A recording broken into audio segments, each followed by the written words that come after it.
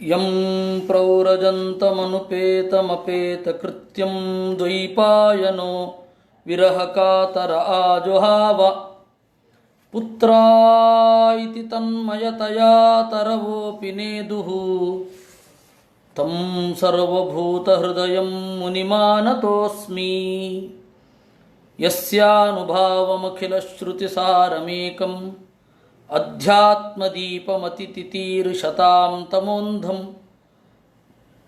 ಸಂಸಾರಿಣಾಂ ಕರುಣಯಾಃ ಪುರಾಣಗುಹ್ಯಂ ತಂ ವ್ಯಾಸಸೂನುಮುಪಯಾಮಿ ಗುರುಂ ಮುನೀನಾಂ ನಾರಾಯಣಂ ನಮಸ್ಕೃತ್ಯ ನರಂ ಚೈವ ನರೋತ್ತಮಂ ದೇವೀಂ ಸರಸ್ವತೀಂ ವ್ಯಾಸಂ ತತೋ ಗ್ರಂಥಮುದೀರಯೇ.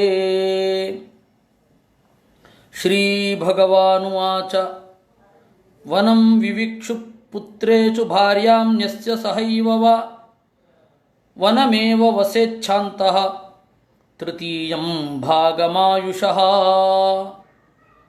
ವಾನಪ್ರಸ್ಥಾಶ್ರಮ ಅಂತ ಒಂದು ಕಾನ್ಸೆಪ್ಟು. ಈ ವಾನಪ್ರಸ್ಥ ಮತ್ತು ಸನ್ಯಾಸ ಇವೆರಡೂ ಕೂಡ ವಿದೇಶಿಯರ ತಲೆಗೂ ಬಂದಿರಲಿಲ್ಲ. ಸನ್ಯಾಸ ಅನ್ನೋದು ಎಕ್ಸ್ಕ್ಲೂಸಿವ್ಲಿ ಅದು ಭಾರತೀಯರದ್ದು, ಭಾರತೀಯ ಕಾನ್ಸೆಪ್ಟ್. ಗಂಡು ಮಕ್ಕಳಿಗೆ ಸನ್ಯಾಸ ಅಂತಂದರೆ ಇದು ವ್ಯಾಹೃತಿ ಪೂರ್ವಕವಾಗಿ ಭೂಹು ಸನ್ಯಸ್ತಂ ಮಯಾ, ಭುವಸ್ಸನ್ಯಸ್ತಂ ಮಯಾ, ಸ್ವಸ್ಸನ್ಯಸ್ತಂ ಮಯಾ ಅಂತ ವ್ಯಾಹೃತಿ ಪೂರ್ವಕವಾಗಿ ಹೇಳಿಕೊಂಡು ಹೋಗೋದು. ಹೆಣ್ಣು ಮಕ್ಕಳಿಗೆ ಸನ್ಯಾಸ ಅಂದರೆ ಯಾವುದು ಅಂತಂದರೆ ಗಂಡ ಹೋದ ಮೇಲೆ ಅಲ್ಪಾಹಾರವನ್ನು ಸೇವನೆ ಮಾಡ್ತಾ ಪರಮಾತ್ಮನ ಧ್ಯಾನದಲ್ಲಿ ತೊಡಗೋದು ಅಷ್ಟೇ, ಮುಖ್ಯವಾಗಿ ಅಷ್ಟೇ ಇರೋದು. ಆಮೇಲೆ ಏನೇನೋ ಬಂದು ಎಲ್ಲ ಸೇರ್ಕೊಂಡು ಬಿಟ್ಟಿದೆ. ವಾನಪ್ರಸ್ಥಾಶ್ರಮ ಕೇವಲ ಹೆಣ್ಣಿಗೆ ಇಲ್ಲ, ಗಂಡಿಗೆ ಉಂಟು. ಕೇವಲ ಗಂಡು ಹೋಗಬಹುದು. ಅದನ್ನು ಹೇಳ್ತಾರೆ, ವನಂ ವಿವಿಕ್ಷು ಪುತ್ರೇಷು. ವಾನಪ್ರಸ್ಥನಾಗಬೇಕು ಅಂತಂದರೆ ಜೊತೆಗೆ ಬರ್ತಾಳೆ ಅಂತಾದರೆ ಅವಳನ್ನು ಕರ್ಕೊಂಡು ಹೋಗಬೇಕು. ವನಂ ವಿವಿಕ್ಷು.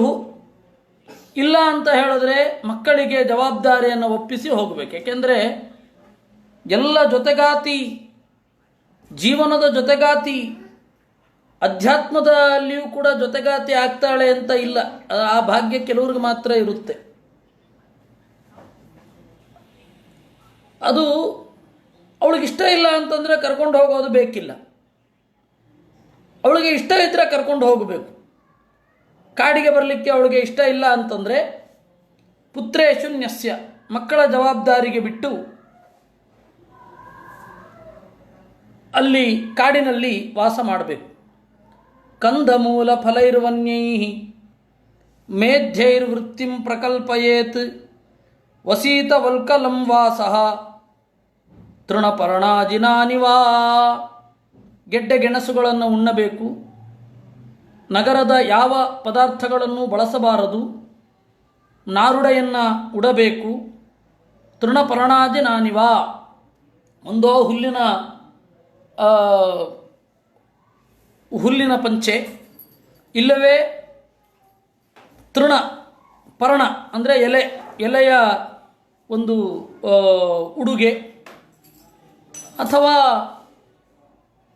ಅಜಿನ ಚರ್ಮವನ್ನು ಉಟ್ಕೊಳ್ಬೇಕು. ಅದು ವಿಶೇಷತಃ ಜಿಂಕೆಯ ಚರ್ಮ. ಕೇಶಲೋಮ ನಖಶ್ಮಶ್ರು ಮಲಾನಿ ಬಿಭ್ರುಯಾದ್ವ್ರತಿ ನ ಧಾವೇದಪ್ಸು ಮಜ್ಜೇತ ತ್ರಿಕಾಲಂ ಸ್ಥಂಡಿಲೇಶಯಃ. ಕೇಶಲೋಮ ನಖಶ್ಮಶ್ರು ಮಲಾನಿ ಬಿಭ್ರುಯಾತ್. ಕೂದಲನ್ನು ಕತ್ತರಿಸಿಕೊಳ್ಳಿಕ್ಕಿಲ್ಲ, ಉಗುರು ಕತ್ತರಿಸಿಕೊಳ್ಳಲಿಕ್ಕೆ ಇಲ್ಲ, ಗಡ್ಡ ಶೇವ್ ಮಾಡಲಿಕ್ಕೆ ಇಲ್ಲ. ನಧಾವೇತ್, ಒಳ್ಳೆ ಸುಗಂಧಭರಿತವಾದ ನೀರಿನಲ್ಲಿ ಸ್ನಾನ ಮಾಡಲಿಕ್ಕಿಲ್ಲ. 3 ಕಾಲ ಸ್ನಾನ ಉಂಟು. ಗ್ರೀಷ್ಮೆ ತಪ್ಪೇತ ಪಂಚಾಗ್ನಿ ವರ್ಷಾಸು ಆಶಾರಷಾಡ್ಜಲೆ ಆಕಂಠಮಗ್ನಶಿಶಿರೆ ಏವಂ ವೃತ್ತಸ್ತಪಶ್ಚರೇತ್. ಬೇಸಿಗೆ ಕಾಲದಲ್ಲಿ 5 ಅಗ್ನಿಗಳ ನಡುವೆ ತಪಸ್ಸು ಮಾಡಬೇಕು.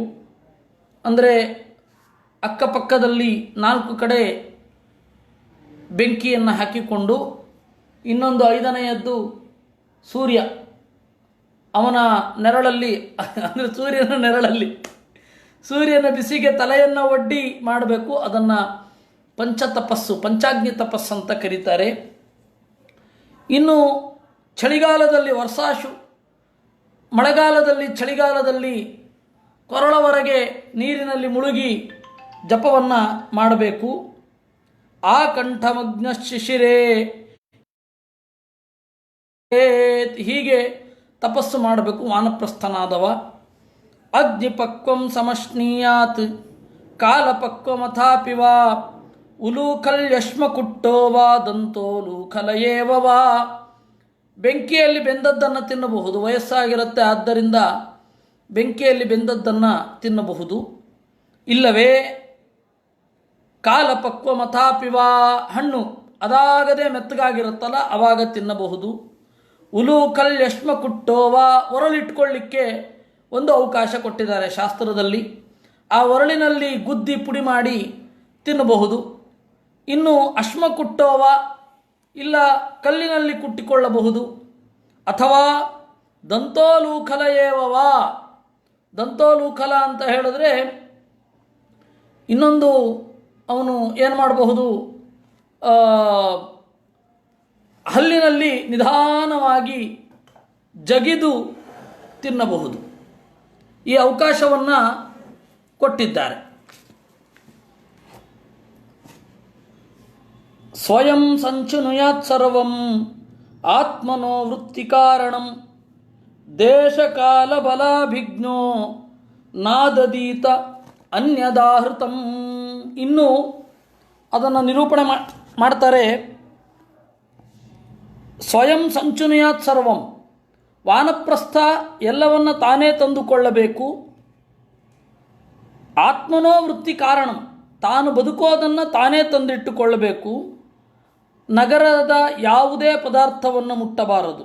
ನಾದದೀತ ಅನ್ಯದಾಹೃತಂ, ಬೇರೆಯವರು ತಂದದ್ದನ್ನು ತಿನ್ನಬಾರದು.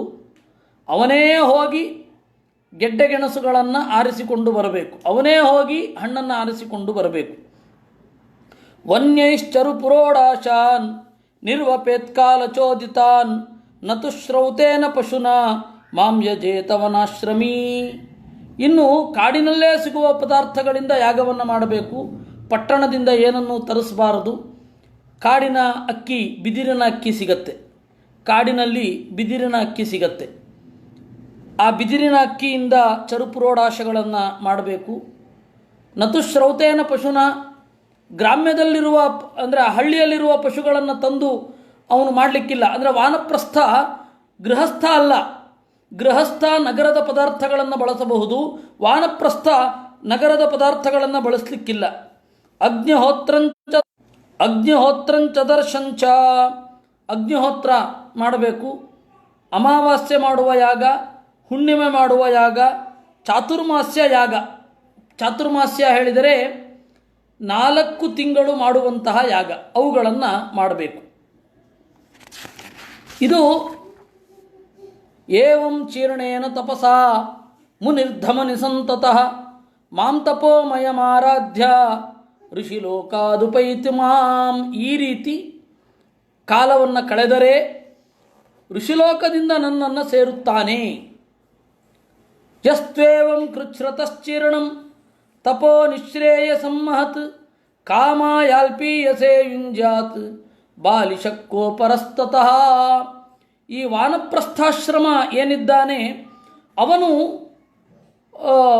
ಮತ್ತೆ ವಾಪಸ್ಸು ಇದಕ್ಕೆ ಬರಬಾರದು, ಗೃಹಸ್ಥಾಶ್ರಮಕ್ಕೆ ಬರಬಾರದು. ಅವನನ್ನು ಬಾಲಿಶ ಅಂತ ಕರೀತಾರೆ. ಯದಾ ಸೌ ನಿಯಮೇ ಕಲ್ಯೋ ಜರಯಾ ಜಾತವೇ ಪಥು ಆತ್ಮನ್ ಯಜ್ಞಂ ಸಮಾರೋಪ್ಯ ಮಚ್ಚಿತ್ತೋಗ್ನಿಂ ಸಮಾವಿಶೇತ್. ಯಾವಾಗ ಒಂದು ಚೂರೂ ಮಾಡಲಿಕ್ಕಾಗೋದಿಲ್ಲ, ಅನುಷ್ಠಾನದಲ್ಲಿ ಇರಲಿಕ್ಕೆ ಆಗೋಲ್ಲ, ಆವಾಗ ಅವನಿಗೆ ತನ್ನ ದೇಹವನ್ನು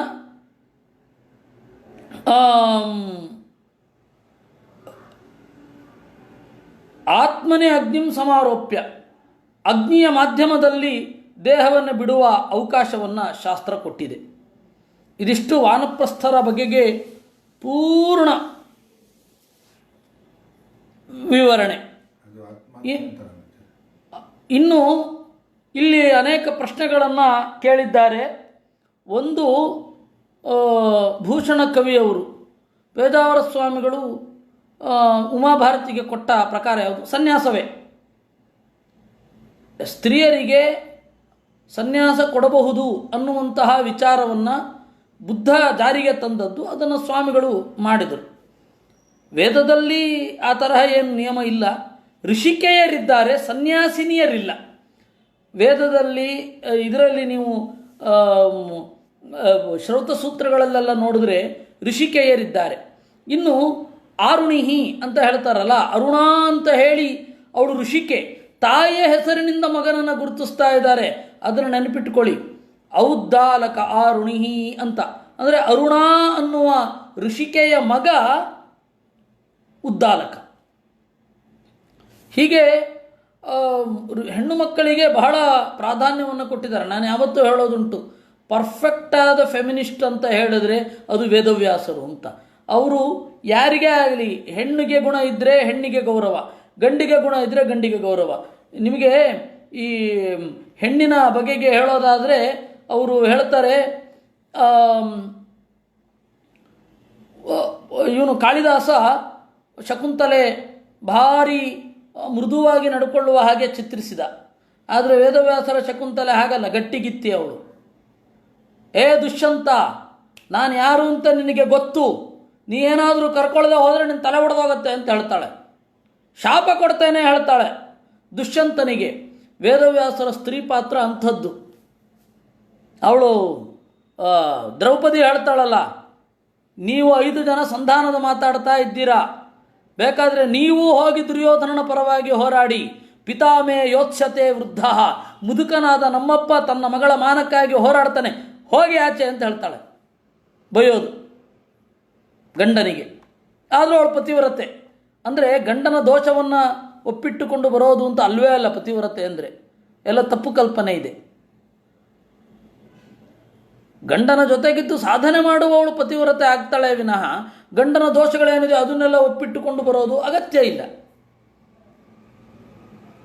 ಇದನ್ನು ಗಾಢವಾಗಿ ಯೋಚನೆ ಮಾಡಬೇಕು. ನಮಗೆ ಪತಿವ್ರತೆ ಅಂತಂದು ಕೂಡ ಸತಿ ಸಕ್ಕುಬಾಯಿನ ತಂದು ನಿಲ್ಲಿಸ್ಬಿಟ್ಟಿರ್ತಾರೆ. ಅಲ್ಲ, ಆ ತರಹದ ಕ್ಯಾರೆಕ್ಟರ್. ಅದು ನಿಜವಾಗಿಯೂ ಅವಳೊಬ್ಬಳು ಇದ್ಲೋ ಇಲ್ವೋ ನಮ್ಗೆ ಗೊತ್ತಿಲ್ಲ. ಹೇಳಿದ್ದು ಪತಿವ್ರತೆ ಅಂತ ಹೇಳಿದ ಕೂಡಲೇ ಗಂಡ ತಪ್ಪು ಮಾಡಿದರೂ ಅದನ್ನು ಸಮರ್ಥನೆ ಮಾಡಿಕೊಳ್ಬೇಕು ಅನ್ನುವ ಕಾನ್ಸೆಪ್ಟೇ ಇಲ್ಲ. ಇದು ಒಂದು. ಎರಡನೆಯದ್ದು, ಅವರು ಋಷಿಕೆಯರಿದ್ದಾರೆ. ಋಷಿಕೆಯರ ಹೆಸರಿನಲ್ಲಿ ತರ್ಪಣಗಳನ್ನು ಕೊಡಲಿಕ್ಕೂ ಉಂಟು. ಬೇಕಾಷ್ಟು ಜನ ಋಷಿತುಲ್ಯ ಜೀವನವನ್ನು ಈಗಲೂ ನಡೆಸ್ತಾ ಇದ್ದಾರೆ. ಬೇಕಾಷ್ಟು ಜನ ಆ ತರಹದ ಹೆಣ್ಣುಮಕ್ಕಳು ಈಗಲೂ ಇದ್ದಾರೆ. ಬಹಳ ದೊಡ್ಡ ಯೋಗ್ಯತೆಯ ಜೀವಗಳು. ಅವರೆಲ್ಲರ ಮುಂದೆ ನಾವೇನೂ ಅಲ್ಲ. ಆ ತರಹ ಇರುವವರು ಬೇಕಾದಷ್ಟು ಜನ ಚೆನ್ನಾಗಿ ಬದುಕ್ತಾ ಇದ್ದಾರೆ. ಈ ಕೇಳ್ತಾ ಇರುವವರ ವಲಯದಲ್ಲೂ ಬೇಕಾದಷ್ಟು ಜನ ಹಾಗಿದ್ದಾರೆ. ಅದರಲ್ಲಿ ಯಾವುದೇ ಇಲ್ಲ. ಅದರಿಂದಾಗಿ ಹೆಣ್ಣು ಮಕ್ಕಳು ಸನ್ಯಾಸ ತೆಗೆದುಕೊಳ್ಳೋದು ಇರಲಿಲ್ಲ ಅಷ್ಟೇ. ತಗೊಂಡಿದ್ದು ನಮ್ಗೆ ಗೊತ್ತಿಲ್ಲ, ತಗೊಳ್ತಾ ಇರಲಿಲ್ಲ. ಆದರೆ ವಾನಪ್ರಸ್ಥದಲ್ಲಿ ಗಂಡನ ಜೊತೆಗಿದ್ದು ಸಾಧನೆ ಮಾಡಿದವರು ಬೇಕಾದಷ್ಟು ಜನ ಇದ್ದಾರೆ. ಈಗ ಯಾವುದು ವಾನಪ್ರಸ್ಥ ಅಂತಂದರೆ, ಮಕ್ಕಳೆಲ್ಲ ವಿದೇಶದಲ್ಲಿರ್ತಾರೆ, ಅವರು ಕಾಂಕ್ರೀಟ್ ಕಾಡಿನಲ್ಲೇ ಇರಬೇಕು, ಅವರು ಏಕಾಂತದಲ್ಲಿ ದೇವರನ್ನು ಚಿಂತನೆ ಮಾಡುವವರು ಇರ್ತಾರೆ. ಅದು ವಾನಪ್ರಸ್ಥವೇ. ಏನು, ಗೆಡ್ಡೆ ಗೆಣಸು ದೂರ ಹೋಗಿ ತರಲಿಕ್ಕಾಗಲ್ಲ, ಮರ ಇಲ್ಲಲ್ಲ, ಅಷ್ಟೇ ವಿನಃ ಉಳಿದೆಲ್ಲ ಅಂತೆಯೇ ಆಚರಣೆ ಇದೆ. ಅದರ ಸ್ಪಿರಿಟನ್ನು ಮಾತ್ರ ತೆಗೆದುಕೊಳ್ಬೇಕು. ಆಮೇಲೆ ವಾನಪ್ರಸ್ಥ ಹೋಗುವಂತಹ ಪೂರ್ವದಲ್ಲಿ ಗೃಹಸ್ಥರು ಏನು ಮಾಡಬೇಕು ಅಂತ ನಮ್ಮ ವಾದಿರಾಜ ಅವಧಾನಿಯವರು ಪ್ರಶ್ನೆ ಕೇಳಿದ್ದಾರೆ. ಏನಿಲ್ಲ, ಹೋಗ್ತೇನೆ ಅಂತ ಸಂಕಲ್ಪ ಮಾಡಬೇಕು. ಇನ್ನು ಮೇಲೆ ಗೃಹಸ್ಥಾಶ್ರಮದಲ್ಲಿ ನಾನಿರೋಲ್ಲ ಅಂತ ಸಂಕಲ್ಪ ಮಾಡೋದು. ಇಷ್ಟು ನಾವು ಹೇಳಬಹುದಾದದ್ದು. ವಿದುರ, ಧೃತರಾಷ್ಟ್ರ, ಗಾಂಧಾರಿ, ಕುಂತಿ ಅವರೆಲ್ಲ ವಾನಪ್ರಸ್ಥ ಬೇರೆ, ಸನ್ಯಾಸ ಬೇರೆ ಕಣಪ್ಪ. ಅದು ಸನ್ಯಾಸ ಬೇರೆ, ವಾನಪ್ರಸ್ಥ ಬೇರೆ. ಗೃಹಸ್ಥರಾಗಿದ್ದವರು ವಾನಪ್ರಸ್ಥ ಸನ್ಯಾಸವನ್ನು ತೆಗೆದುಕೊಂಡ್ರೆ, ವಾನಪ್ರಸ್ಥದಲ್ಲಿ ಗೃಹಸ್ಥರು ಮಾಡುವಂತಹ ಕ್ರಿಯೆಗಳನ್ನೆಲ್ಲ ಮಾಡಲೇಬೇಕು. ಅಗ್ನಿಯ ಮಾಧ್ಯಮದಲ್ಲಿ ಆರಾಧನೆ ಇದೆ, ಸನ್ಯಾಸಿಗಳಿಗಿಲ್ಲ. ಅಕಸ್ಮಾತ್ ಗಂಡ ಹೆಂಡತಿ ಇಬ್ಬರು ವಾನಪ್ರಸ್ಥಕ್ಕೆ ಹೋಗಿದ್ದಾಗ ಟೆಂಪ್ಟಾಗಿ ಒಬ್ಬ ಮಗ ಹುಟ್ಟಿದ್ರೆ ಅದು ತಪ್ಪು. ಅಂದರೆ ಧರ್ಮಶಾಸ್ತ್ರ ತಪ್ಪು ಮಾಡಿದ್ರೆ ಏನು ಪ್ರಾಯಶ್ಚಿತ್ತ ಅಂತ ಯೋಚನೆ ಮಾಡುತ್ತೆ. ಪುರಾಣ ಇತಿಹಾಸ ಏನು ಹೇಳುತ್ತೆ, ನೋಡಪ್ಪ ಹೀಗಿರಬೇಕು ಅಂತ ಅನ್ನತ್ತೆ. ಅಕಸ್ಮಾತ್ ತಪ್ಪಾಗಿ ಹೋದರೆ ಗಂಡ ಹೆಂಡತಿ ವಾನಪ್ರಸ್ಥಕ್ಕೆ ಹೋಗಿರ್ತಾರೆ, ಅಲ್ಲಿ ಇಬ್ಬರೂ ಕೂಡ ಆ ಸುಂದರ ಕಾಡಿನ ದೃಶ್ಯಗಳನ್ನು ನೋಡಿ ಒಬ್ಬರಿಗೊಬ್ಬರು ಸೇರಿ ಮಕ್ಕಳು ಮಾಡಿಬಿಟ್ರೆ ಏನು ಮಾಡೋದು? ಅಂದರೆ ಅವನು ಸಮಾಜದಿಂದ ಬಹಿಷ್ಕಾರಿ ಅಷ್ಟೇ, ಅವನನ್ನು ಒಳಗಡೆ ಸೇರಿಸ್ಕೊಳ್ಳಿಕ್ಕಿಲ್ಲ ಅಂತ ಹೇಳುತ್ತಾರೆ. ಆ ರೀತಿ ಹೇಳೋ ಉದ್ದೇಶ ಏನು ಅಂದರೆ ಹಾಗೆ ಮಾಡಬೇಡಿ ಅಂತ. ವಸ್ತುತಃ ವಾನಪ್ರಸ್ಥಕ್ಕೆ ಹೋಗಬೇಕಾದ್ರೆ 70 ವರ್ಷ ಆಗೋಗಿರುತ್ತೆ. ತನ್ನ ಎಲ್ಲ ಜವಾಬ್ದಾರಿಯನ್ನು ಮುಗಿಸಿ ಆ ಸಾಧ್ಯತೆಗಳೇನು ಇರೋಲ್ಲ. ಅಕಸ್ಮಾತ್ ಇದ್ದರೆ ಯಾರು ಗೊತ್ತು, ವಾನಪ್ರಸ್ಥಕ್ಕೆ ಹೋಗಿ ಆಮೇಲೆ ಸನ್ಯಾಸ ಅದು ತಗೋಬೋದು, ಏನು ತೊಂದರೆ ಇಲ್ಲ. ಯದಾಸೌ ನಿಯಮೇ ಕಲ್ಯ ಜರಯ ಜಾತವೇ ಪಥು. ಯಾವಾಗ ಅವನಿಗೆ ನಿಯಮವನ್ನು ಮಾಡಲಿಕ್ಕಾಗೋಲ್ಲ, ಅವನಿಗೆ ಆತ್ಮಾಹುತಿ ಮಾಡಿಕೊಳ್ಳಿಕ್ಕೆ ಅವಕಾಶ ಕೊಟ್ಟಿದೆ ಶಾಸ್ತ್ರ.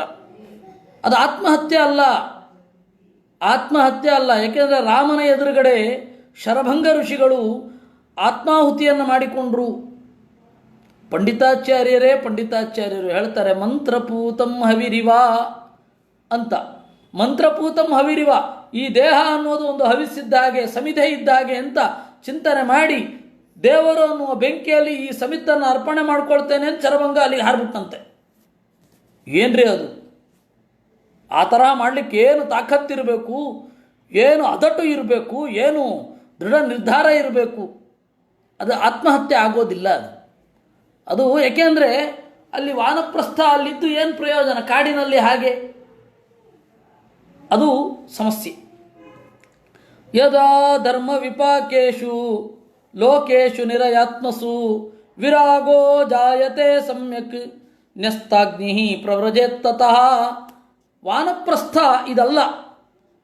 ಈ ವಾನಪ್ರಸ್ಥ ಸನ್ಯಾಸ, ವಾನಪ್ರಸ್ಥ ಬೇರೆ, ಸನ್ಯಾಸ ಬೇರೆ. ವಾನಪ್ರಸ್ಥವನ್ನು ಸನ್ಯಾಸ ಅಂತ ಯಾರೂ ಕರೆಯಲ್ಲ. ಯಾಕೆಂದರೆ ಅಲ್ಲಿ ಅಗ್ನಿಯ ಮಾಧ್ಯಮದಲ್ಲಿ ಆರಾಧನೆಯೇ ಇರಲ್ಲ. ಅದರಿಂದಾಗಿ ಅವರು ದೇಹವನ್ನು ಹೂಡ್ತಾರೆ, ಸುಡಲ್ಲ. ಅದರಲ್ಲಿಯೂ ಒಂದು ವಿಶೇಷ ಇದೆ. ಕುಟೀಚಕರು ಯಾರಿರ್ತಾರೆ ಅವ್ರನ್ನ ಸುಡಬೇಕು ಅಂತ ಅನ್ನತ್ತೆ. ಕುಟೀಚಕ ಅಂದರೆ ಸನ್ಯಾಸವನ್ನು ತೆಗೆದುಕೊಂಡು ಮನೆ ಒಳಗಡೆನೇ ಇರೋರು, ಮಕ್ಕಳ ಜೊತೆಗೆ ಇರುವವರು, ಹೆಂಡತಿಯ ಜೊತೆಗೆ ಇರುವವರು. ಅದು ಇತ್ತೀಚೆಗೂ ಒಬ್ಬ ಸ್ವಾಮಿಗಳು ಇದ್ದರು. ಅವರು ಡಾಕ್ಟ್ರು, ಅವರು ಮೂಲತಃ ಡಾಕ್ಟ್ರು. ಅವರು ಬಹಳ ಅವರ ಸಂಬಂಧಿಕರು ಮೊನ್ನೆ ನನಗೆ ಸಿಕ್ಕಿದರು. ನಾನು ಚಿಕ್ಕಂದಿನಲ್ಲಿ ಅವ್ರನ್ನ ನೋಡಿದ್ದೆ. ಅವ್ರನ್ನ ಈರೋಡು ಸ್ವಾಮಿಗಳು ಅಂತ ಕರಿತಾ ಇದ್ರು. ಅವ್ರ ಹೆಸರೇನು ಅಂತ ನನಗೆ ಗೊತ್ತಿಲ್ಲ. ಈರೋಡಿನಲ್ಲಿ ಇದ್ದರು, ತಮಿಳುನಾಡಿನ ಈರೋಡಿನಲ್ಲಿ ಇದ್ದರು. ಅವರು ಡಾಕ್ಟ್ರು, ವಸ್ತುತಃ ಪ್ರಾಕ್ಟೀಸಿಂಗ್ ಡಾಕ್ಟ್ರು. ಅವರಿಗೆ ಹೆಂಡತಿ ಮಕ್ಕಳು ಎಲ್ಲ ಇದ್ದರು. ನನಗೆ ಎಲ್ಲ ಚೆನ್ನಾಗಿ ನೆನಪಿದೆ. ಏಕೆಂದರೆ ನಾವು ಅವ್ರ ಮನೆಯಲ್ಲಿ 7 ದಿವಸ ಇದ್ವಿ. ಭಂಡಾರಕೆರೆ ಸ್ವಾಮಿಗಳ ಭಿಕ್ಷೆ ಆಗಿತ್ತು. ಅವರು ವಿದ್ಯಾಮಾನರಿಂದಲೇ ಸನ್ಯಾಸವನ್ನು ತೆಗೆದುಕೊಂಡದ್ದು. ಅವರು ರೆಗ್ಯುಲರ್ ಆಗಿ ಬೆಳಗ್ಗೆ ಬೇಗ ಪೂಜೆ ಮುಗಿಸಿ ಬಂದು ಕ್ಲಿನಿಕಲ್ಲಿ ಕೊಡ್ತಾಯಿದ್ರು. ನಾರ್ಮಲ್ಲಾಗಿ ಅವರು ಚಿಕಿತ್ಸೆ ಮಾಡ್ತಾಯಿದ್ರು. ಮಧ್ಯದಲ್ಲಿ ಹೋಗಿ ನೆನೆಸಿಟ್ಟ ಹೆಸರು ಕಾಳನ್ನೋ ಏನನ್ನೋ ತಿಂದು ಮತ್ತೆ ಸಾಧನೆ ಮಾಡ್ಕೊಂಡು ಹೋಗ್ತಾಯಿದ್ರು. ಕರೆಕ್ಟ್ ರಾಘವ ಅವ್ರಿಗೆ ಗೊತ್ತು. ಏಕೆಂದರೆ ಅವರು ಈರೋಡವರೇ. ರಾಮಮೂರ್ತಿ ಅಂತ ಹೇಳ್ತಾರೆ, ಅವರ ಆಶ್ರಮ ನಾಮ ಏನು ಅಂತ ನಂಗೆ ಗೊತ್ತಿಲ್ಲ. ಅವರನ್ನು ಕುಟೀಚಕರು ಅಂತ ಕರೀತಾರೆ. ಆ ಕುಟೀಚಕರನ್ನು ವಸ್ತುತಃ ಸುಡಬೇಕು ಅಂತ ಧರ್ಮಶಾಸ್ತ್ರ ಹೇಳುತ್ತೆ. ಯಾಕೆಂದರೆ ಅವರು ಅಗ್ನಿಯನ್ನು ಪೂರ್ತಿ ಬಿಟ್ಟಿಲ್ಲ, ಮನೆ ಅನ್ನುವ ಅಗ್ನಿಯಲ್ಲಿ ಇದ್ದಾರೆ ಅಂತ. ಆದರೆ ಈಗ ಅದು ನಿಯಮ ಇಲ್ಲ. ಪ್ರಾಯ ಅವರು ಇದ್ದಾರೋ ಇಲ್ಲವೋ ಗೊತ್ತಿಲ್ಲ, ಪ್ರಾಯ ಹೋಗಿರಬೇಕು. ಯಾಕೆಂದ್ರೆ ನಾನು ನೋಡಬೇಕಾದ್ರೆ ಅವ್ರಿಗೆ 70 ವರ್ಷ ಆಗಿತ್ತು. ನಾನು ಹೇಳ್ತಾ ಇರೋದು 20-25 ವರ್ಷದ ಹಿಂದಿನ ಮಾತು. ಇರಲಿ. ತಥಾಚ ಅವರು ಸನ್ಯಾಸವನ್ನು ತೆಗೆದುಕೊಂಡಿದ್ದರು, ಮನೆಯಲ್ಲೇ ಇದ್ದರು. ಅವರನ್ನು ಕುಟೀಚಕರು ಅಂತ ಕರೀತಾರೆ. ಅವರು ಅಗ್ನಿಯನ್ನು ಬಿಟ್ಟಿರ್ತಾರೆ, ಆದರೆ ಇವರಿಗೆ ಸುಡ್ಲಿಕ್ಕುಂಟು. ಆದರೆ ಇವರು ಅದನ್ನು ಮಾಡಿರಲಿಕ್ಕಿಲ್ಲ. ಅಕಸ್ಮಾತ್ ಏನಾದ್ರು ಇವಾಗ ಹೋಗಿದ್ದರೆ ಹಾಗೆ ಮಾಡಿರಲಿಕ್ಕಿಲ್ಲ, ಗೊತ್ತಿಲ್ಲ. ಈ ರೀತಿ ಯಸ್ತ್ವೇವಂ ಒಬ್ಬ ಸನ್ಯಾಸವನ್ನು 4 ತರಹದ ಸನ್ಯಾಸಿಗಳಿದ್ದಾರೆ. ಆ 4 ತರಹದ ಸನ್ಯಾಸವನ್ನು ನಿರೂಪಣೆ ಇಲ್ಲಿ ಮಾಡ್ತಾರೆ. ಅವನು ಅವನಿಗೆ ನಿಯಮ ಮಾಡಲಿಕ್ಕೆ ಆದಾಗ, ಇಲ್ಲ ನಾನು ಸನ್ಯಾಸವನ್ನು ತೆಗೆದುಕೊಳ್ತೇನೆ, ಯಾಕೆ ಅಂದರೆ ಈ ವೈದಿಕ ಕ್ರಿಯೆಗಳಲ್ಲೇ ನನ್ನ ಕಾಲ ಹೋಗ್ತಾ ಇದೆ, ಯಾಕೆಂದರೆ ಗೃಹಸ್ಥರಿಗೆ ಏನು ಕಡಿಮೆ ಕಾರ್ಯಭಾರಗಳಿರೋಲ್ಲ. 96 ಷಣ್ಣವತಿ ಶ್ರಾದ್ದ ಉಂಟು. 96 ಶ್ರಾದ್ದ ಅಂದರೆ ಅದು ಯಾವುದು ಅಂತ ಆಚಾರ್ಯರು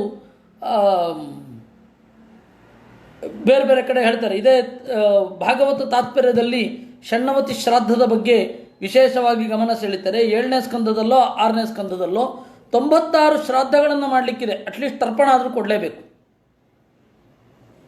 ಹೀಗೆ ಪಿತೃಗಳಿಗೆ ಸಂಬಂಧಪಟ್ಟ ಕ್ರಿಯೆಯೇ 96 ಇದೆ.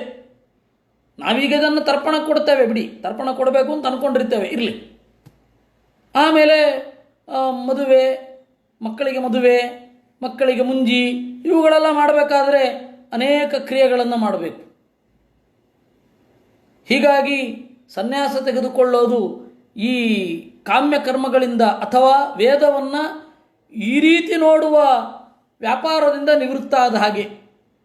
ಆ ರೀತಿ ಯಾರಿಗನ್ಸತ್ತೆ ವೇದವನ್ನು ಅಧ್ಯಾತ್ಮಾರ್ಥದಲ್ಲಿ ಮಾತ್ರ ತೆಗೆದುಕೊಳ್ತೇನೆ ಅಂತ, ಅವನು ಸನ್ಯಾಸವನ್ನು ತೆಗೆದುಕೊಳ್ಬಹುದು. ಆದರೆ ಆ ಸನ್ಯಾಸ ಸೋಮಾರಿತನದಿಂದ ಆಗಿರಬಾರ್ದಷ್ಟೆ. ಆಯಿತು, ಈ ಭಾರತದಲ್ಲಿ ಅಂತಹ ಪರಿಸ್ಥಿತಿಯೂ ಆಯಿತು. ಬೌದ್ಧರು ಬಂದಾಗ ಸೋಮಾರಿತನದಿಂದ ಸನ್ಯಾಸ ತಗೊಳ್ಳಿಕ್ಕೆ ಶುರು ಮಾಡಿಬಿಟ್ರು. ಅದಕ್ಕೆ ಕಥಾಸರಿತ್ ಸಾಗರ ಅಲ್ಲೆಲ್ಲ ಪ್ರಾಚೀನ ಭಾರತದ ಕಥೆಗಳೇ ಇರೋದು. ಅವನು ಹೇಳ್ದ, ಇದು ಚಾಣಕ್ಯ ಆಮೇಲೆ ಬಂದು ಹೇಳ್ದ, ಯಾರಾದರೂ ನಿಜವಾದ ವೈರಾಗ್ಯ ಇಲ್ಲದೆ ಸನ್ಯಾಸ ತಗೊಂಡ್ರೆ ನಿಜವಾಗಿಯೂ ಸನ್ಯಾಸ ಕೊಟ್ಟು ಬಿಡ್ತೀನಿ ಇಂದ. ಸನ್ಯಾಸ ಅಂದರೆ ಕೈಕಾಲು ಕೀಲು ತಪ್ಪಿಸೋದು ಅಂತ ಅರ್ಥ. ಸ್ಲಿಪ್ ಡಿಸ್ಕ್ ಮಾಡಿಸ್ಬಿಡ್ತೀನಿ ಇಂದ. ಕರೆಕ್ಟ್ ಈ ಭಾಷೆಯಲ್ಲಿ ಹೇಳಿದ್ರೆ ಅರ್ಥ ಆಗುತ್ತೆ. ಕೈಕಾಲು ಕೀಲಿ ತಪ್ಪಿಸೋದು ಅಂತಂದರೆ ಎಲ್ಲ ಆಗುತ್ತೆ. ಸ್ಲಿಪ್ ಡಿಸ್ಕ್ ಮಾಡಿಸ್ಬಿಡ್ತೀನಿ ಮಕ್ಕಳ ಅಂದ ಅವನು. ಇಲ್ಲ ಅಂದರೆ 500 ಜನ ಸನ್ಯಾಸ ತಗೊಂಡು ಕೂತ್ಬಿಡೋದು. ನೋಡಿ, ಒಬ್ಬ ನಾನು ಓದ್ತಾ ಕೊಡ್ತೇನಪ್ಪ ಅಂದರೆ 10 ಜನ ಅವನು ಸಾಕಬಹುದು. ಆಯ್ತಪ್ಪ, ನೀನು ಈ ಸಮಾಜದ ಹಿತಕ್ಕಾಗಿ ಓದಿದ್ದನ್ನು ನಮಗೆ ಹೇಳು, ನಾವು ನಿನಗೆ ಈ ಲೋಕದ ಸಮಾಚಾರವನ್ನು ನೋಡ್ಕೋತೇವೆ ಅಂತ. ಅಲ್ರಿ, 10 ಜನ ಆ ಥರ ಆಗ್ಬಿಟ್ರೆ ಒಬ್ಬ ಏನ್ರಿ ಮಾಡೋದು? ಎಕನಾಮಿಕಲ್ ಇಂಬ್ಯಾಲೆನ್ಸ್ ಅಲ್ವಾ? ಯೋಚನೆಯೇ ಇಲ್ಲ. ನೀವು ಬೌದ್ಧರ ಜೈನರ ಕಥೆಗಳನ್ನು ನೋಡಿದರೆ ಸಾಲು ಸಾಲಾಗಿ ಸನ್ಯಾಸ, ಆ ವಿಹಾರದಲ್ಲಿ ಇದು ಬಿಡೋದು. ಒಂದು ದೇಶದ ಹೆಸರು ಇವತ್ತು ಒಂದು ರಾಜ್ಯದ ಹೆಸರು ಇವತ್ತು ಬಿಹಾರ, ಹಣೆ ಬರಹ. ಒಂದು ರಾಜ್ಯದ ಹೆಸರು ಬಿಹಾರ, ಅದು ವಿಹಾರ. ಬೌದ್ಧರ ವಿಹಾರವೇ ಜಾಸ್ತಿ ಅಲ್ಲಿ. ಆ ಬೌದ್ಧರ ವಿಹಾರ ಇನ್ಫ್ಲೂಯೆನ್ಸ್ ಆಗಿ ಶಂಕರರು ಮಠ ಕಟ್ಟಿದ್ರು. ಶಾಂಕರರು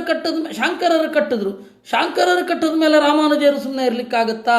ಅವರು ಕಟ್ಟಿದ್ರು. ಇವರಿಬ್ಬರು ಇನ್ಫ್ಲೂಯೆನ್ಸು, 3ನೇ ಮಕ್ಕಳು ಇದ್ದೇವಲ್ಲ ಮಾಧವರು, ಅವ್ರದ್ದು ಆಯಿತು. ಅದರಿಂದ ಒಂದು ಮಠ ಅಂತಂದರೆ ಛಾತ್ರಾದಿ ನಿಲಯ, ವಿದ್ಯಾರ್ಥಿಗಳ ಆವಾಸ ಸ್ಥಾನ. ಅದು ಕ್ರಮೇಣ ಏನಾಗಿ ಹೋಯಿತು, ಒಂದು ಸಂಸ್ಥೆಯಾಗಿ ಬದಲಾಯಿತು. ಆಗತ್ತೆ ಹಾಗೆ.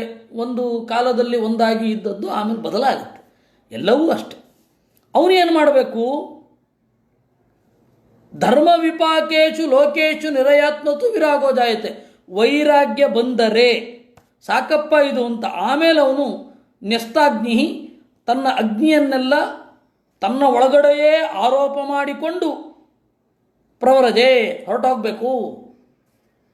ಇಷ್ಟ್ವಾ ಯಥೋಪದೇ ತಮ್ಮಾಂ, ಆಚಾರ್ಯರ ಕಾಲಕ್ಕೆ, ಆಚಾರ್ಯರಿಗಿಂತ ಹಿಂದಿನ ಕಾಲಕ್ಕೆ, ಅಂದರೆ ಒಂದು ರೀತಿ ಶಂಕರರು ಬಂದ ಮೇಲೆ ತತ್ವಶಾಸ್ತ್ರವನ್ನು ರಕ್ಷಣೆ ಮಾಡುವವರು ಸನ್ಯಾಸಿಗಳು ಅಂತಾಯಿತು. ತತ್ವಶಾಸ್ತ್ರದ ಪಾಠವನ್ನು ಹೇಳಬೇಕು, ತತ್ವಶಾಸ್ತ್ರದಲ್ಲಿ ಶಿಷ್ಯರನ್ನು ತಯಾರು ಮಾಡಬೇಕು. ಇದು ಸನ್ಯಾಸಿಗಳ ಕೆಲಸ. ಆಚಾರ್ಯರ ಕಾಲದಲ್ಲಿ ಅದು ಬಂದಿತ್ತು. ಮೊದಲು ಮಹಾಭಾರತದ ಕಾಲದಲ್ಲಿ ಸನ್ಯಾಸ ಅಂತಂದರೆ ಕೇವಲ ಆತ್ಮೋದ್ಧಾರ ಅಷ್ಟೆ, ಕೇವಲ ಜಪ. ಹೊಟ್ಟೋಗ್ತಾ ಇರಬೇಕು, ಊರಿಂದ ಊರಿಗೆ ಗ್ರಾಮೈಕರಾತ್ರನಾಗಿ ಇರಬೇಕು. ಆಚಾರ್ಯರು ಬರುವಷ್ಟೊತ್ತಿಗೆ ಇಲ್ಲಿ ಒಂದು ಮಠ ಅಂತ ಒಂದು ಸಂಸ್ಥೆ, ಅದನ್ನು ನೋಡಿಕೊಳ್ಳಿಕ್ಕೆ ಕೆಲವೊಬ್ಬರು ಬೇರೆ ಬೇರೆ ತರಹದ ಜನ ಎಲ್ಲ ಇರ್ತಿದ್ರು ಆಚಾರ್ಯರ ಕಾಲಕ್ಕೆ. ಈಗಲೂ ಅದು ಹಾಗೆ ಮುಂದುವರ್ಕೊಂಡು ಬಂದಿದೆ. ಅಂದರೆ ಆವಾಗ ಪಾಠ ಮಾಡುವ ಜವಾಬ್ದಾರಿಯೂ ಇರ್ತಿರಲಿಲ್ಲ. ಯಾವಾಗ?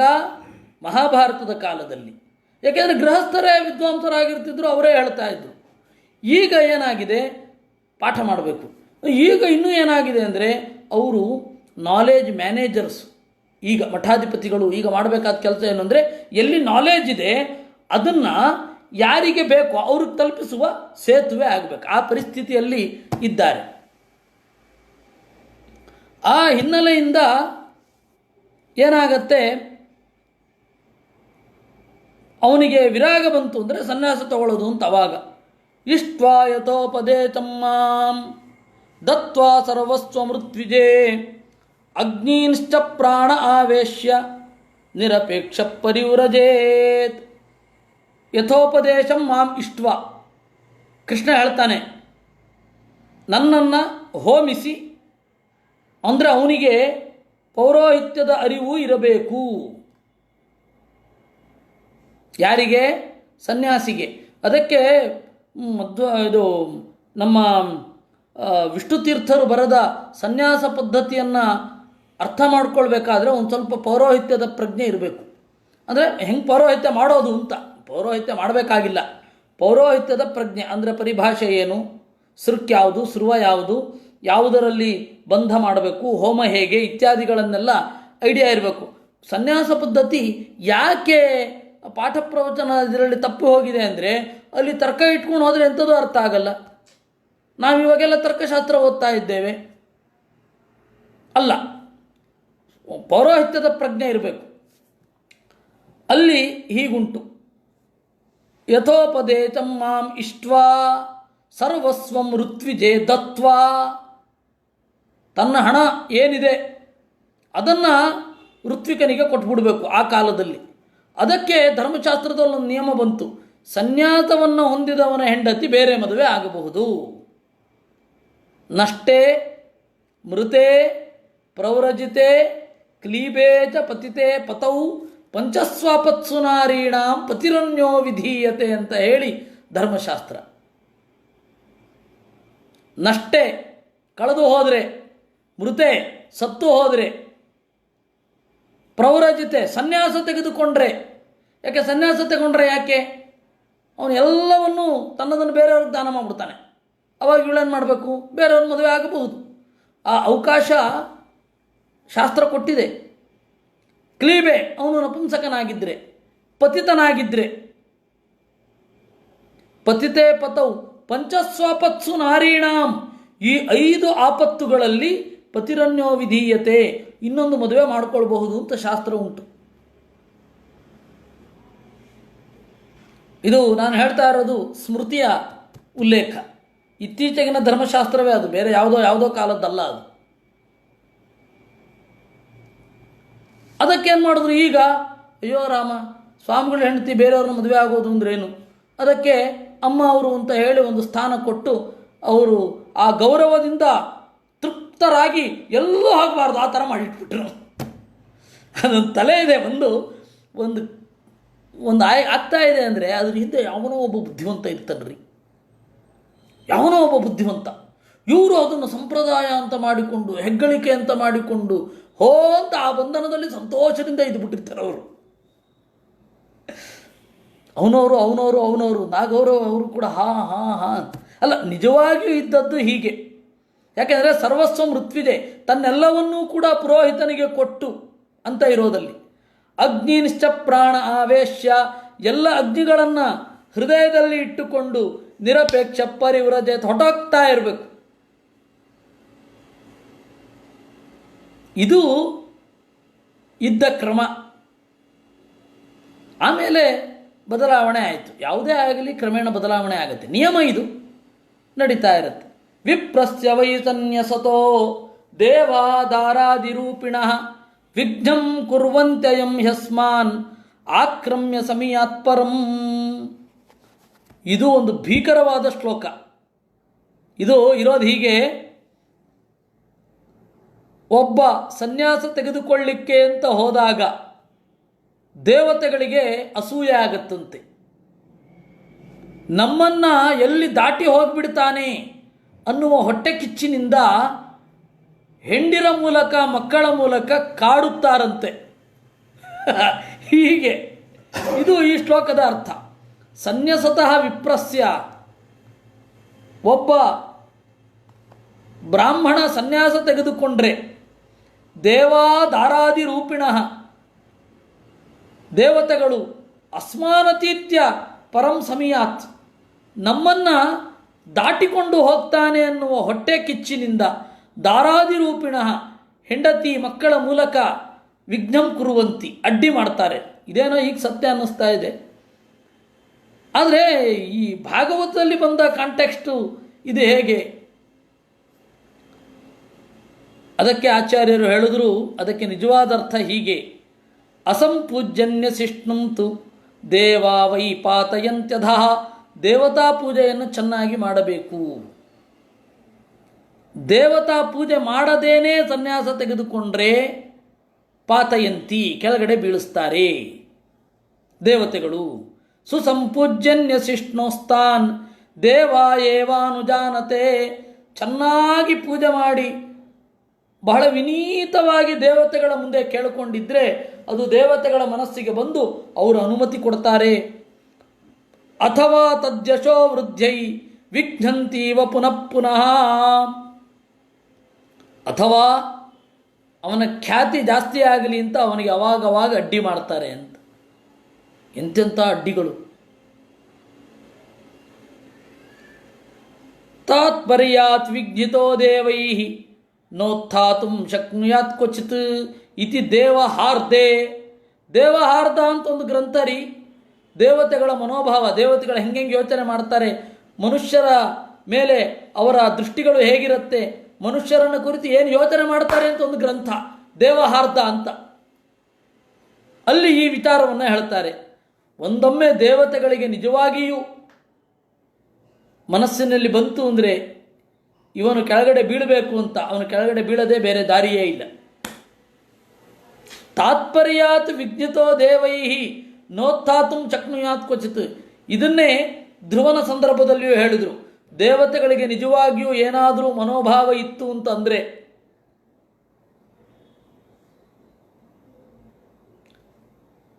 ಇವರೆಲ್ಲರೂ ಉದ್ಧಾರ ಆಗಬಾರದು ಅಂತ ಇತ್ತು ಅಂದರೆ ಯಾರು ಏನು ಮಾಡಲಿಕ್ಕಾಗಲ್ಲ. ಉದ್ಧಾರ ಆಗಬೇಕು ಅಂತ ಇದ್ದರೆ ಹೊರಗಡೆಯಿಂದ ವಿಘ್ನ ಕೊಡ್ತಾರೆ, ಮನಸ್ಸಿನ ಒಳಗಡೆಯಿಂದ ಅವರೇ ಧೈರ್ಯವನ್ನು ಕೊಟ್ಟಿರ್ತಾರೆ. ಇದು ನಾವು ಮಾತ್ರ ಹೇಳೋದಲ್ಲ. ನಿಮಗೊಂದು ತಮಾಷೆ ಗೊತ್ತಾ? ಬೌದ್ಧರು ಜೈನರು ಇದನ್ನೇ ಹೇಳ್ತಾರೆ. ಜೈನರ ಪ್ರಕಾರ ದೇವತೆಗಳು ನಮ್ಮ ಅಸಿಸ್ಟೆಂಟ್ಸು. ಬೌದ್ಧರು ಕೂಡ ಇದೇ ಹೇಳ್ತಾರೆ. ಅಶ್ವಘೋಷನ ಬುದ್ಧಚರಿತೆಯಲ್ಲಿ ಈ ನಿಮಗೆ ಟೆಕ್ಸ್ಟ್ ಬುಕ್ಕಲ್ಲಿ ನೀವು ಶಾಲೆಯಲ್ಲೆಲ್ಲ ಓದಿರ್ತೀರ. ಬುದ್ಧ ಅಂದರೆ ಸಿದ್ಧಾರ್ಥ ಹೋಗ್ತಾ ಇರ್ತಾನೆ, ಅವನಿಗೆ 3 ಕಾಣತ್ತೆ: ರೋಗದಿಂದ ಕುಡಿದವ, ಆಮೇಲೆ ಮುದುಕನಾದವ, ಆಮೇಲೆ ಸತ್ತವ, 3 ಜನ ಕಾಣ್ತಾರೆ. ಅವನಿಗೆ ವೈರಾಗ್ಯ ಬರುತ್ತೆ ಬುದ್ಧನಿಗೆ ಅಂತ. ಅಲ್ಲಿ ಅಶ್ವಘೋಷನ ರಿಯಲ್ ವರ್ಷನ್ ಏನು ಅಂದರೆ, ದೇವತೆಗಳು ಯಾರಿಗೂ ಕಾಣಿಸದೆ ಇವನಿಗೆ ವೈರಾಗ್ಯ ಬರಲಿ ಅಂತಲೇ ಆ ತರಹ ಒಂದು ಸೀನನ್ನು ತೋರಿಸಿದ್ದು. ಅವನಿಗೆ ಮತ್ತು ಸಾರಥಿಗೆ ಇಬ್ಬರಿಗೆ ಕಾಣಿಸ್ತಾ ಇತ್ತು, ಯಾರಿಗೂ ಕಾಣಿಸಲಿಲ್ಲ ಅಂತ ಹೇಳ್ತಾರೆ. ಯಾಕೆಂದರೆ ದೇವತೆಗಳಿಗೆ ಇತ್ತು ಸಿದ್ಧಾರ್ಥನನ್ನು ಉದ್ಧಾರ ಮಾಡಬೇಕು, ಸಿದ್ಧಾರ್ಥನನ್ನು ಬುದ್ಧ ಮಾಡಬೇಕು ಅಂತ ದೇವತೆಗಳಿಗಿತ್ತು ಅಂತ ಹೇಳ್ತಾರೆ.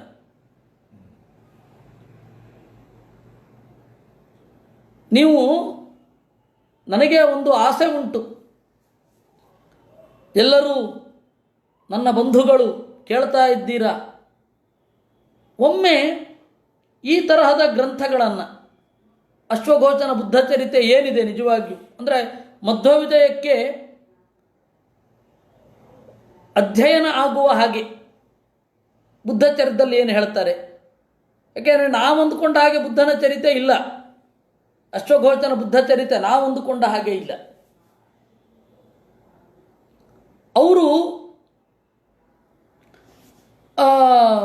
ಅಶ್ವಘೋಷನ ಬುದ್ಧ ಚರಿತೆಯಲ್ಲಿ ಸಿದ್ಧಾರ್ಥನ ಪ್ರಾಮಾಣಿಕ ಪ್ರಯತ್ನ, ಯಾವ ರೀತಿ ಮುಂದೆ ಹೋಗೋದು, ಯಾವ ರೀತಿ ಯೋಚನೆ ಮಾಡೋದು. ಅವನು ಅನೇಕ ಜನ ಋಷಿಗಳನ್ನು ಭೇಟಿ ಮಾಡ್ತಾನೆ, ಅನೇಕ ಜನರ ಹತ್ರ ಪ್ರಶ್ನೆ ಕೇಳ್ತಾನೆ, ಸಮಾಧಾನ ಆಗೋಲ್ಲ, ಅದರಿಂದ ಮುಂದೆ ಹೋಗ್ತಾನೆ. ಅದನ್ನು ನಾವು ವಿಚಾರ ಮಾಡಬೇಕಾಗತ್ತೆ. ಅದರ ಪೂರ್ಣತೆ ಮಧ್ವವಿಜಯದಲ್ಲಿ ಹೇಗೆ ಅಂತ ನೋಡಬೇಕಾಗತ್ತೆ. ಹಾಗೆ ಒಂದು ಸರ್ತಿ ಬುದ್ಧ ಚರಿತೆ ಅದನ್ನೆಲ್ಲ ನೋಡೋದು ಅಂತ. ಇನ್ನು ಇದರಲ್ಲಿ ಸಂಗ್ರಹ ರಾಮಾಯಣದ ಹಿನ್ನೆಲೆಯಲ್ಲಿ ನಾವು ಕಾಳಿದಾಸ, ಕ್ಷೇಮೇಂದ್ರ ಎಲ್ಲರನ್ನು ನೋಡಿದ್ದೇವೆ, ಮತ್ತೆ ಇನ್ನು ಮುಂದೆ ನೋಡ್ತೇವೆ. ಇರಲಿ, ಯಾಕೆ ಹೇಳಿದೆ ಅಂತಂದರೆ, ದೇವತೆಗಳಿಗೆ ನಿಜವಾಗಿಯೂ ಒಂದೊಮ್ಮೆ ಬಂದರೆ,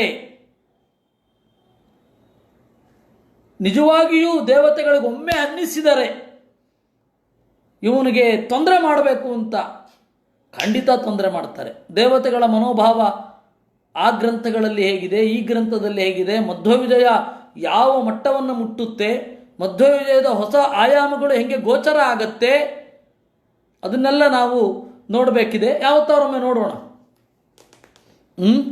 ತಥಾಚ ದೇವಹಾರ್ದ, ದೇವತೆಗಳ ಮನೋಭಾವ ಹೀಗಿರುತ್ತೆ. ಅದು ನಮಗೆ ತಪ್ಪು ತಿಳಿಯೋದೇ ಸಾಧ್ಯ ಜಾಸ್ತಿ. ಇನ್ನು ಬಿಭ್ರೂಯಾಚ್ಚೇನ್ಮುನಿರ್ವಾತಃ ಕೌಪೀನಾಚ್ಛಾದನಂ ಪರಂ ತ್ಯಕ್ತಂ ನದಂಡಪಾತ್ರಾಭ್ಯಾಂ ಅನ್ಯತ್ ಕಿಂಚಿದನಾಪದೀ. ಅವನು ಕೌಪಿನ ಮೇಲ್ಗಡೆ ಹೊದ್ದಿಕೆ, ದಂಡ ಮತ್ತು ಪಾತ್ರೆ. ಆ ಪಾತ್ರೆ ಅಂತಂದರೆ ಅದು ಕೆಲವೊಮ್ಮೆ ಬಟ್ಟೆ, ಜೋಳಿಗೆ ಅಂತ ಹೇಳ್ತಾರೆ. ಸನ್ನಶ್ಚ ಜೋಳಿಕಾಂ ಸ್ಕಂಧೆ ಅಂತ ಮಧ್ವಾಚಾರ್ಯರು ಹೇಳ್ತಾರೆ. ಆ ಜೋಳಿಗೆಯನ್ನು ಕಟ್ಟಿಕೊಂಡು ಹೋಗೋದು. ಆಮೇಲೆ ಅಲ್ಲಿ ಪರಶು ಮುದ್ರಾ ಮೊದಲಾದವುಗಳೆಲ್ಲ ಆ ದಂಡದಲ್ಲಿ ಯಾವ ರೀತಿ ಇರಬೇಕು ಅಂತ ಹೇಳಿ ಇದರಲ್ಲಿ ಎಲ್ಲಿ ಮಧ್ವವಿಜಯದಲ್ಲಿ ಉಲ್ಲೇಖ ಇದೆ. ನೀವು ಆ ದಂಡವನ್ನು ನೋಡಿದ್ರೆ ಅಥವಾ ದಂಡದ ಬಗ್ಗೆ ಕೇಳಿದ್ರೆ ಗೊತ್ತಾಗುತ್ತೆ. ಸನ್ಯಾಸದಲ್ಲಿ ಯಾವ್ಯಾವ ಮಂತ್ರಗಳನ್ನು ಹೇಳ್ತಾರೆ, ನಮಗೆ ಎಲ್ಲ ಸಂಸ್ಕಾರಗಳ ಅರ್ಥವನ್ನು ತಿಳ್ಕೊಳ್ಬೇಕಿದೆ. ನಾಮಕರಣ ಹೇಗೆ, ಉಪನಿಷ್ಕ್ರಮಣ ಏನು, ಸನ್ಯಾಸದ ವಿಧಿವಿಧಾನಗಳೇನು, ಆ ವೇದ ಮಂತ್ರ ಏನನ್ನು ಹೇಳುತ್ತೆ, ಯಾವ ತತ್ವಾಭಿಮಾನಿ ದೇವತೆಗಳನ್ನು ಉದ್ದೇಶಿಸಿಕೊಂಡಿದೆ ಅಂತ ನೋಡಬೇಕಿದೆ. ಆ ದಂಡ ತಗೊಂಡು ಹೋಗೋದು, ಅದಕ್ಕೆ ಜೋಳಿಗೆ ಇರಬೇಕು. ಅಂದರೆ ಆವಾಗ ಆ ಜೋಳಿಗೆಯಲ್ಲಿ ಅನ್ನವನ್ನು ಹಾಕಿಸಿಕೊಂಡು ಬರೋದು ಮಠಕ್ಕೆ. ಜೋಳಿಕಾ ಅಂತಲೇ ಸಂಸ್ಕೃತದಲ್ಲಿಯೂ ಪದ, ಜೋಳಿಗೆಗೆ ಬೇರೆ ಪದ ಅಲ್ಲ. ಅವನು ಅದನ್ನು ದಂಡದಲ್ಲಿ ಕಟ್ಟಿಕೊಂಡು ಹೋಗೋದು ಅಂತ. ಈ ರೀತಿ ಹೋಗಬೇಕು, ಇನ್ನೇನನ್ನೂ ಇರೋದಿಲ್ಲ. ನಾವು ಇವತ್ತು ಸನ್ಯಾಸಿಗಳನ್ನು ಆಕ್ಷೇಪ ಮಾಡೋದು ಸುಲಭ. ನೋಡಿ ಇಲ್ಲಿ ಹೀಗಿದೆ, ಅವ್ರು ಹಾಗಿಲ್ಲ ಅಂತ. ಆ ರೀತಿ ಗೃಹಸ್ಥರಿದ್ದಾರೆಯೇ? ಎಲ್ಲರೂ ಕೂಡ ಡೈವರ್ಟ್ ಆಗಿದ್ದೇವೆ ಕಾಲಕ್ಕೆ ಅನುಗುಣವಾಗಿ. ಅದರಿಂದಾಗಿ ಸನ್ಯಾಸಿಗಳನ್ನು ಬೈಯೋದು ಅಗತ್ಯ ಇಲ್ಲ. ಇದ್ದಿದ್ದರಲ್ಲಿ ನಾವು ಹೇಗೆ ಚಿಂತನೆ ಮಾಡಬೇಕು ಅನ್ನೋದು ಮುಖ್ಯ. ಸನ್ಯಾಸ ಪದ್ಧತಿ ಓದಬೇಕಿತ್ತು ಅನ್ನೋದು ಸರಿ. ಆದರೆ ಇವಾಗ ಈ ತರಹ ಆಗೋಗಿದೆ ಅಂತ ವ್ಯವಸ್ಥೆಯನ್ನು ದೂರಿ ಯಾವ ಪ್ರಯೋಜನವೂ ಇಲ್ಲ. ವ್ಯವಸ್ಥೆ ಹಾಗಾಗಿದೆ, ಏನು ಮಾಡಲಿಕ್ಕಾಗತ್ತೆ? ದೃಷ್ಟಿಪೂತಂ ನೆಸೇತ್ಪಾದಂ ವಸ್ತ್ರಪೂತಂ ಪಿಬೇಜ್ಜಲಂ ಸತ್ಯಪೂತಂ ವದೇದ್ವಾಚಂ ಮನಃಪೂತಂ ತಮಾಚರೇತ್. ದೃಷ್ಟಿಪೂತಂ ನೆಸೇತ್ಪಾದಂ, ಸನ್ಯಾಸಿಯಾದವ ರೋಗ ಮೊದಲಾದವುಗಳಿಗೆ ಈಡಾಗಬಾರದು ಅಂತ ಹೇಳಿದರೆ ಈ ರೀತಿಯ ಟಿಪ್ಸನ್ನು ಕೊಡ್ತಾರೆ. ದೃಷ್ಟಿಪೂತಂ ನೆಸೇತ್ಪಾದಂ, ಸರಿಯಾಗಿ ನೋಡಿ ಆ ಜಾಗ ಶುದ್ಧ ಅಂತ ಗೊತ್ತಾದ ಮೇಲೆ ಕಾಲಿಡು. ವಸ್ತ್ರಪೂತಂ ಪಿಬೇಜ್ಜಲಂ, ಬೇರೆ ಬೇರೆ ದೇಶಗಳ ನೀರು ನಿನಗೆ ತೊಂದರೆ ಆಗಬಾರ್ದು, ಕಾವಿ ಶಾಟಿಯಿಂದ ಸೋಸಿಕೊಂಡು ನೀರು ಕುಡಿ. ಸತ್ಯಪೂತಂ ವದೇದ್ವಾಚಂ, ದೇವರ ಪ್ರಜ್ಞೆಯ ಜೊತೆಗೆ ನಿನ್ನ ಮಾತಿರಲಿ, ನಿನ್ನ ಮನಸ್ಸು ಶುದ್ಧ ಆಗುವ ಹಾಗೆ ನಿನ್ನ ನಡೆ ಇರಲಿ. ಮೌನ ನೀಹಾ ನಿಲಾಯಾಂ ದಂಡೋ ವಾಗ್ದೇಹ ಚೇತತಾಂ ನಹ್ಯೇತೆ ಯಸ್ಯ ಸಂತ್ಯಂಗ ವೇಣುಭಿರ್ನ ಭವೇದ್ಯತಿ. ಮೌನ ಇರಬೇಕು. ಅನೀಹ, ಐಹಿಕ ಪ್ರಪಂಚದಲ್ಲಿ ಬಹಳ ಚಟುವಟಿಕೆಗಳಿರಬಾರದು. ಅನಿಲಾಯಾಮ, ಅವನು ಪ್ರಾಣಾಯಾಮಗಳಿಂದ ಕೂಡಿರಬೇಕು. ವಾಗ್ದೇಹ ಚೇತಸಾಂ ದಂಡ, ಮಾತಿನ ಶಿಕ್ಷಣ, ಮನಸ್ಸಿನ ಶಿಕ್ಷಣ, ದೇಹದ ಶ್ರಮ, ಇವು ಮೂರು ದಂಡ ಇರಬೇಕು. ಅವನನ್ನು ಯತಿ ಅಂತ ಕರೀತಾರೆ. ಕೇವಲ ದಂಡ ಹಿಡಿದ್ರೆ ಅಲ್ಲ. ಭಿಕ್ಷಾಂ ಚತುರ್ಷು ವರ್ಣೇಚು ವಿಗರ್ಹ್ಯಾನ್ ವರ್ಜಯನ್ಶ್ಚರೇತ್ ಸಪ್ತಾಗಾರಾನ ಸಂಕ್ಲಿಪ್ತಾನ್ ತುಷ್ಯೇ ಲಬ್ಧೇನ ತಾವತಾ. 4 ವರ್ಣಗಳಲ್ಲಿ ಸನ್ಯಾಸಿಯಾದವ ಭಿಕ್ಷೆಯನ್ನು ಕೇಳಬಹುದು. ನೆನಪಿಟ್ಕೊಳ್ಳಿ, ಭಿಕ್ಷಾನ್ ಚತುರ್ಷು ವರ್ಣೇಚು. ಆದರೆ ವಿಗರ್ಹ್ಯಾನ್ ಯಾರನ್ನು ಬಿಡಬೇಕು? ಮದ್ಯ ಮಾರೋರು ಇತ್ಯಾದಿಗಳನ್ನು ಬಿಟ್ಟು ಭಿಕ್ಷೆಯನ್ನು ಸ್ವೀಕಾರ ಮಾಡಬೇಕು. ಮದ್ಯ ಮಾರುವವರು ಅವ್ರ ಹತ್ರ ಎಲ್ಲ ಅವನು ತಗೊಳ್ಬಾರ್ದು, ಭಿಕ್ಷೆಯನ್ನು ತಗೊಳ್ಬಾರ್ದು.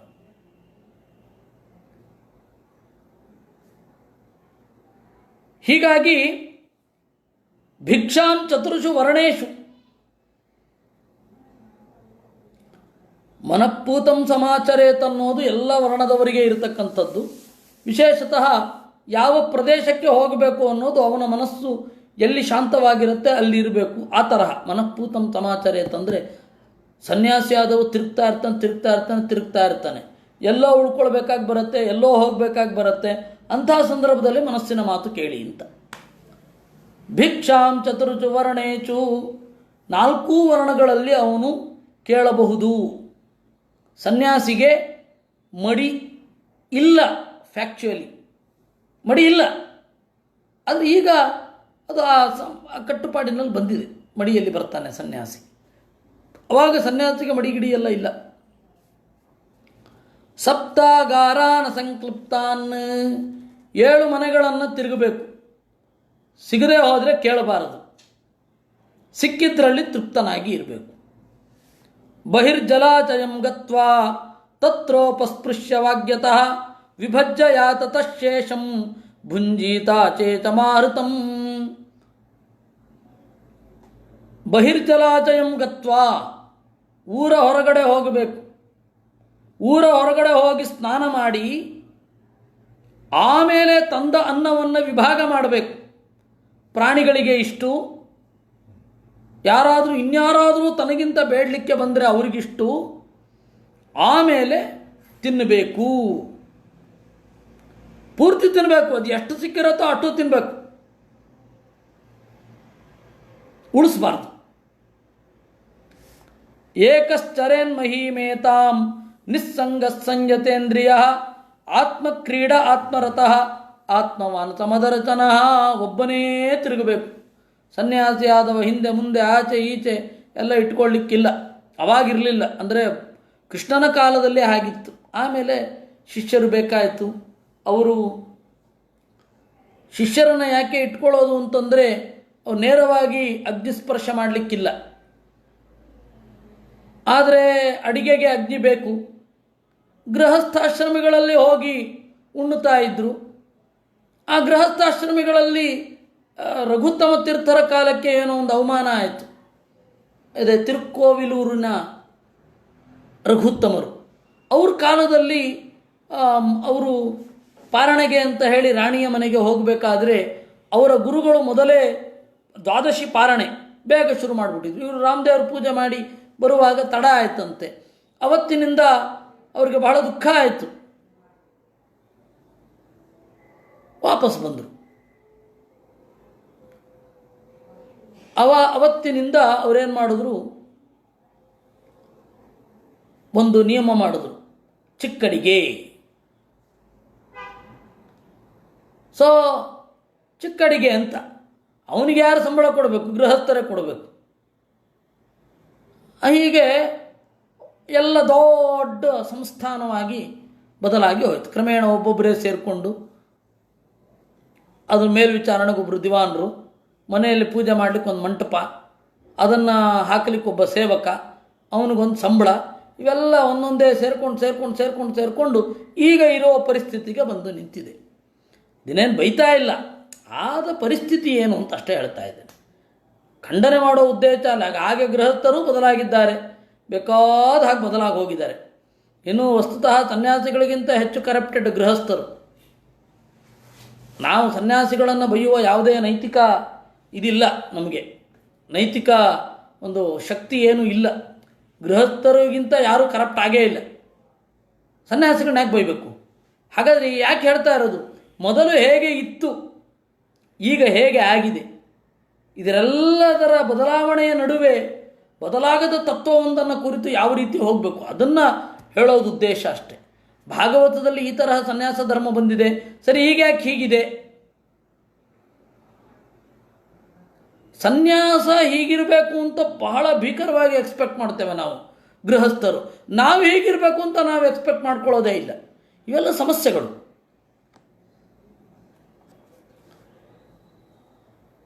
ಅವನು ಹೊರಗಡೆ ಹೋಗಿ ಉಣ್ಣಬೇಕು. ವಿವಿಕ್ತ ಕ್ಷೇಮ ಚರಣ ಮದ್ಭಾವ ವಿಮಲಾಚಯ ಆತ್ಮಾನಂ ಚಿಂತೆಯೇದೇಕಮಭೇದೇನ ಮಯಾ ಮುನಿ. ಎಲ್ಲೆಡೆ ಇರುವ ನನ್ನನ್ನು ಚಿಂತಿಸಬೇಕು. ಅನ್ವೀಕ್ಷೇತಾತ್ಮನೋ ಬಂಧಂ ಮೋಕ್ಷಂಚ ಜ್ಞಾನ ನಿಷ್ಠಯ ಬಂಧ ಇಂದ್ರಿಯ ವಿಕ್ಷೇಪೋ ಮೋಕ್ಷ ಯೇಷಾಂಚ ಸಂಯಮ. ಸನ್ಯಾಸದಲ್ಲಿ ಇಂದ್ರಿಯ ನಿಗ್ರಹವೇ ಪ್ರಧಾನ.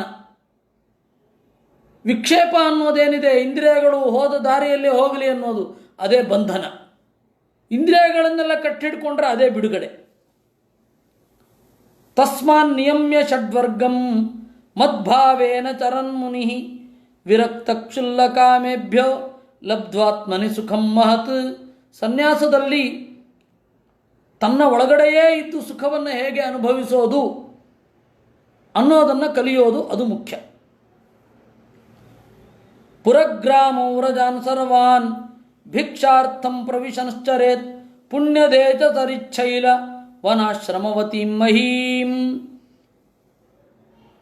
ಪಟ್ಟಣ, ಹಳ್ಳಿ, ಗೊಲ್ಲರ ಹಟ್ಟಿ ಎಲ್ಲವನ್ನೂ ಭಿಕ್ಷೆಗಾಗಿ ತಿರುಗಾಡಬೇಕು. ಎಲ್ಲವನ್ನೂ ಹೀಗೆ ಭಿಕ್ಷೆಗಾಗಿ ತಿರುಗಾಡಿ ಎಲ್ಲರ ಅನ್ನವನ್ನು ಉಣ್ಣುತ್ತಾ ಇದ್ದರೆ ಸತ್ವಶುದ್ಧಿ ಮನಃಶುದ್ಧಿ ಹೇಗೆ ಅಂತ ನಮ್ಮ ಹರಿತವ್ರ ಪ್ರಶ್ನೆ. ಏನು ಹೇಳಬೇಕಿದಕ್ಕೆ? ಅದಕ್ಕೆ ಮನಃಪೂತಂ ಸಮಾಚರೇತ್ ಅಂತ ಹೇಳಿದ್ದು. ಮತ್ತೆ ವಿಗರ್ಹಾನ್ ದೂರತಸ್ತ್ಯಕ್ತ್ವ ಅಂತ ಹೇಳಿದ್ದು. ತೀರ ನಿಂದ್ಯರಾದವರನ್ನು ದೂರದಿಂದಲೇ ಗುರುತಿಸಿ ಗೊತ್ತಾಗೋದು, ಅಲ್ಲೇ ಮನಸ್ಸು ಉಪಯೋಗಕ್ಕೆ ಬರೋದು. ಗೊತ್ತಾಗುತ್ತಾರೆ ಸಾಮಾನ್ಯವಾಗಿ, ಆವಾಗ ಅಂತೂ ಗೊತ್ತಾಗ್ತಾ ಇತ್ತು. ಅದಕ್ಕೆ ಸನ್ಯಾಸಿಗಳು ಹೋಗ್ತಾ ಇದ್ರು.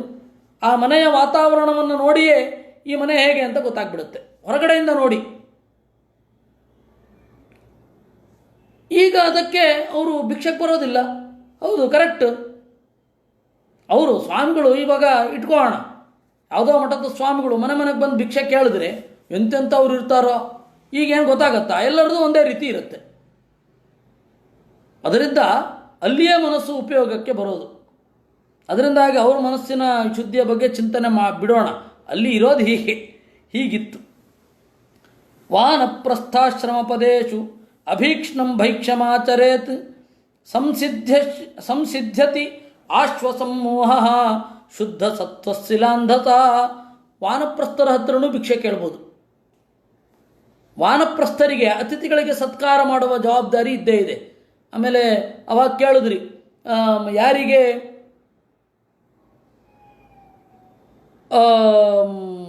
ಈ ತರಹ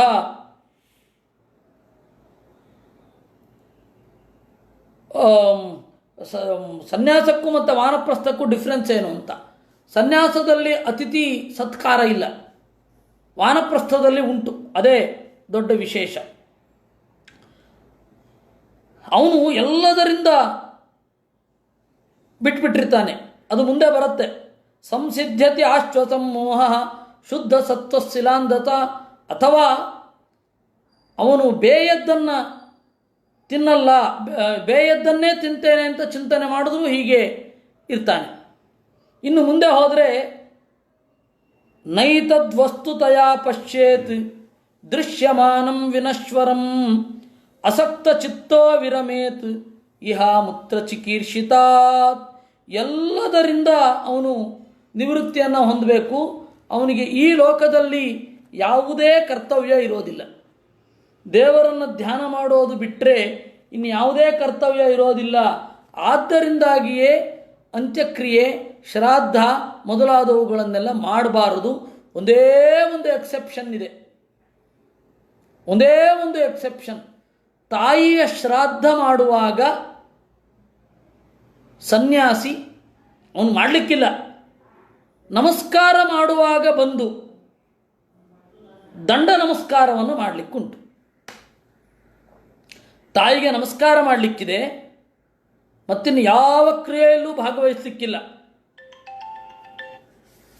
ಒಬ್ಬ ಸನ್ಯಾಸಿ ಯಾವ ಕ್ರಿಯೆಯಲ್ಲೂ ಭಾಗವಹಿಸಲಿಕ್ಕಿಲ್ಲ ರೀ.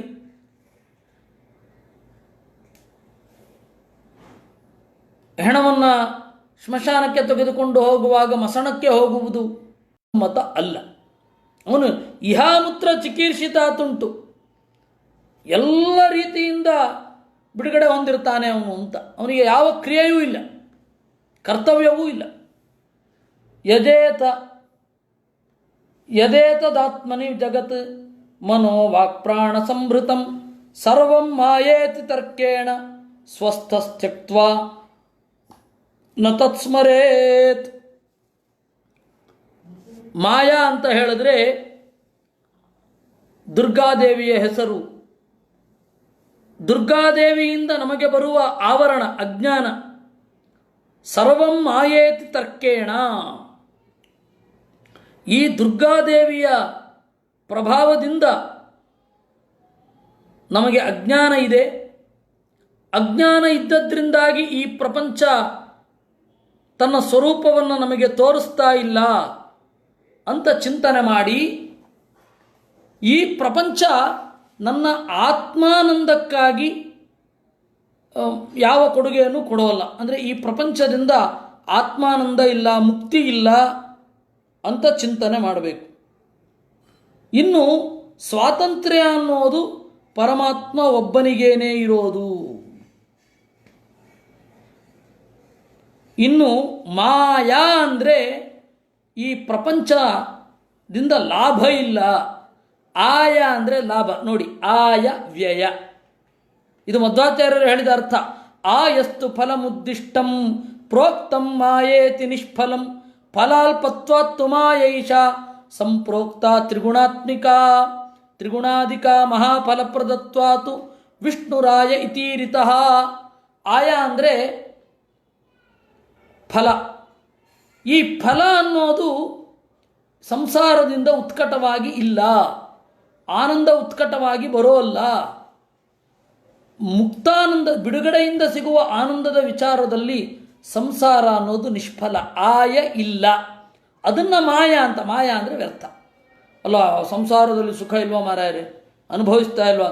ಹೌದಪ್ಪ, ಅಲ್ಪ ಫಲ ಆಗಿರೋದ್ರಿಂದಾಗಿ ನಿಷ್ಫಲ ಅಂತ ಹೇಳ್ತಾರೆ.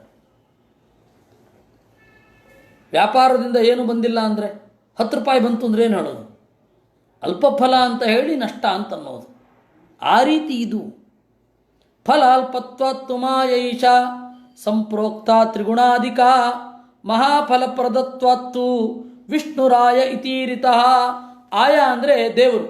ಯಾಕೆಂದರೆ ಮಹಾಫಲ, ನಮ್ಮೆಲ್ಲರ ಕ್ರಿಯೆಗೆ ಮಹಾಫಲ ದೇವರು. ಇದು ಮಾಯ, ಈ ಪ್ರಪಂಚ ನಮಗೆ ದೇವರನ್ನು ಕೊಡೋದಿಲ್ಲ ಅಂತ ಹೇಳಿ ಚಿಂತನೆ ಮಾಡಿ ಅದನ್ನು ಬಿಡಬೇಕು ಅಂತ ಅರ್ಥ. ಅಂತ ಸರ್ವಂ ಮಾಯೇತಿ ತರ್ಕೇಣ ಸ್ವಸ್ಥಸ್ತ್ಯಕ್ತ್ವಾ ನ ತತ್ಸ್ಮರೇತ್. ಎಲ್ಲವೂ ಮಾಯ ಅಂದರೆ ಇದರಿಂದ ಉನ್ನತವಾದ ಉತ್ಕೃಷ್ಟವಾದ ಫಲ ಇಲ್ಲ ಅಂತ ತಿಳಿದು ಅದನ್ನು ಸ್ಮರಣೆ ಮಾಡಬಾರದು. ಜ್ಞಾನನಿಷ್ಠೋ ವಿರಕ್ತೋ ವಾ ಮದ್ಭಕ್ತೋ ವಾನಪೇಕ್ಷಕಃ ಸಲಿಂಗಾನ್ ಆಶ್ರಮಾನ್ ಮುಕ್ತ್ವಾ ಚರೇದ ವಿಧಿಗೋಚರ. ಒಬ್ಬ ಜ್ಞಾನನಿಷ್ಠನಾಗಿರ್ತಾನೆ, ವಿರಕ್ತನಾಗಿರ್ತಾನೆ, ನನ್ನ ಭಕ್ತನಾಗಿರ್ತಾನೆ, ಅವನಿಗೆ ಯಾವುದರ ಅಪೇಕ್ಷವೂ ಇಲ್ಲ. ಅವನು ಎಲ್ಲ ಆಶ್ರಮವನ್ನು ಬಾಹ್ಯವಾಗಿ ತೊರೆದು ತಿರುಗಾಡಬಹುದು, ಬೇಕಾದ್ರೆ ಅವನನ್ನು ಅವಧೂತ ಅಂತ ಕರೀರಿ. ಇಷ್ಟೆಲ್ಲ ಮನೋಭಾವಗಳನ್ನು, ಪರಿಸ್ಥಿತಿಗಳನ್ನು ದಾಟಿ ಹೋಗಬೇಕು, ದಾಟಿ ಹೋಗಬೇಕು ಆಚೆಗೆ. ಅವನು ಅವಧೂತ. ಇದೆಲ್ಲ ಐಡಿಯಾ ಇರಬೇಕು ಅವನಿಗೆ, ಇಷ್ಟೆಲ್ಲ ಆಳ ಇರಬೇಕು. ಬುಧೋ ಬಾಲಕವತ್ ಕ್ರೀಡೇತ್ ಕುಶಲೋ ಜಡವಚ್ಚರೇತ್ ವದೇದುನ್ಮತ್ತವದ್ವಿದ್ವಾನ್ ಗೋಚರ್ಯಾಂ ನೈಗಮಶ್ಚರೇತ್. ಜ್ಞಾನಿ ಒಬ್ಬ ಬಾಲಕನಂತೆ ಆಡಬೇಕು. ಬಾಲಕಂತರ ಆಡಬೇಕು ಅಂದ್ರೆ ಏನ್ರಿ ಅದು? ಅಂದರೆ ಬಾಲಕನಿಗೆ ಕಾಮ ಇರೋದಿಲ್ಲ, ಸ್ತ್ರೀ ಕಾಮ ಬಾಲಕನಿಗಿರೋದಿಲ್ಲ, ಆ ತರಹ ಇರ್ಬೋದು. ಹಂಗೆ ಕುಶಲೋ ಜಡವಚ್ಚರೇತ್, ಹೊರಗಡೆಯ ಪ್ರಪಂಚದ ವಿಚಾರದಲ್ಲಿ ಮೂರ್ಖನಂತೆ ಇರಬೇಕು, ಮೂರ್ಖನಾಗಬೇಕು ಅಲ್ಲ. ಒದೇ ದುನ್ಮತ್ತ ವಿದ್ವಾನ್, ಹುಚ್ಚನಂತೆ ಆಡಬೇಕು ಅಂತ ಅರ್ಥ ಅಲ್ಲ. ದೇವರ ಅರಿವಿನಿಂದ ನೀನು ಆಚೆ ಇದ್ದರೆ ಜನರಿಗೆ ಹಾಕಿ ಕಾಣ್ತಿ. ಗೋಚರ್ಯಾಂ ನೈಗಮಶ್ಚರೇತ್, ಗೋಚರ್ಯಾಂ ಹಸುವಿನಂತೆ, ಅಂದರೆ ಆಹಾರ ಇದ್ದಲ್ಲಿ ಉಣ್ಣೋದು, ಇಲ್ಲದಿದ್ದಲ್ಲಿ ಸುಮ್ಮನೆ ಇರೋದು, ಹಾಗೆ ತಿರುಗಾಡ್ತಾ ಇರಬೇಕು ಅಂತ ಇದರ ಅರ್ಥ. ಅವಧೂತನೂ ಹೀಗಿರಬಹುದು ಅಂತ ಹೇಳ್ತಾರೆ. ಇನ್ನು ವೇದವಾದ ರಥೋನ ಸ್ಯಾತ್, ಎಲ್ಲರಿಗೂ ಸಾಮಾನ್ಯವಾದ ಒಂದು, ಅವನು ಜನಗಳ ಜೊತೆ ಹೇಗಿರಬೇಕು, ಇದು ಎಲ್ಲರಿಗೂ ಕಾಮನ್ ಆಗಿರೋದು. ವಿರೋಧಿಗಳಿರ್ತಾರೆ, ನಾಸ್ತಿಕರಿರ್ತಾರೆ, ಮುಟ್ಟಾಳರಿರ್ತಾರೆ, ಅವ್ರ ಜೊತೆಗೆ ಒಂದು ಬಿಹೇವಿಯರ್ ಪ್ಯಾಟರ್ನ್ ಹೇಗಿರಬೇಕು ಅದನ್ನೆಲ್ಲ ಕೃಷ್ಣ ಹೇಳ್ತಾನೆ. ಅದನ್ನು ನಾವು ನಾಳೆ ನೋಡೋಣ. ಹೀಗೆ ದೇವರಿಗೆ ನಾವು ಕೇಳಿದ್ದನ್ನು ಅರ್ಪಿಸಿ ಈ ಚಿಂತನೆಯನ್ನು ಮುಗಿಸೋಣ. ಕೃಷ್ಣಾರ್ಪಣಮಸ್ತು. ಅನೇನ ಭಾವಿ ಯತ್ ಪುಣ್ಯಂ ತದಾಪ್ನೋತು ಪಿತಾ ಮಮ.